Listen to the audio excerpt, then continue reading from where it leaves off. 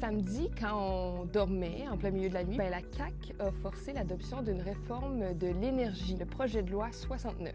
On appelle ça adopter une loi sous bâillon. C'est une procédure qu'un gouvernement peut utiliser quand il est pressé ou quand il veut éviter qu'un débat soit trop long.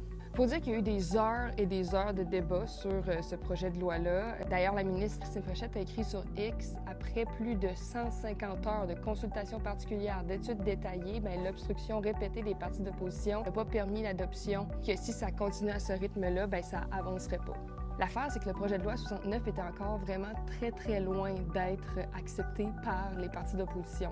Québec solidaire va voter contre le projet de loi 69. On va continuer à être les défenseurs du renforcement de notre société d'État. C'est une porte plus grande pour le privé, puis on n'a pas eu le temps d'en discuter.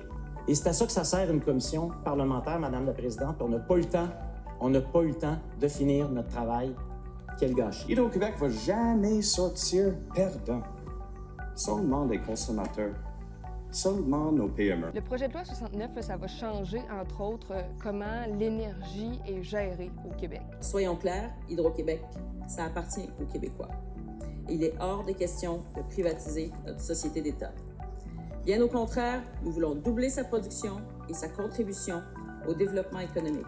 Même si Hydro-Québec reste au cœur de la transition énergétique, le projet de loi va permettre à Hydro de développer des projets énergétiques sans appel d'offres. Mais il y a aussi maintenant des entreprises privées qui vont pouvoir vendre de l'électricité sans passer par Hydro. En gros, puis c'est plus complexe que ça, mais la critique vient du fait que les partis d'opposition ont peur qu'on perde un peu le contrôle sur l'énergie au Québec. François Legault justifie le tout en disant qu'il faut aller vite pour augmenter la production le plus rapidement possible. Il dit que le projet de loi va créer plusieurs emplois. Il dit aussi que ça va permettre de limiter la hausse des tarifs résidentiels à 3 %, en fait, de plafonner ces tarifs-là. C'est ce que la CAQ promet depuis toujours.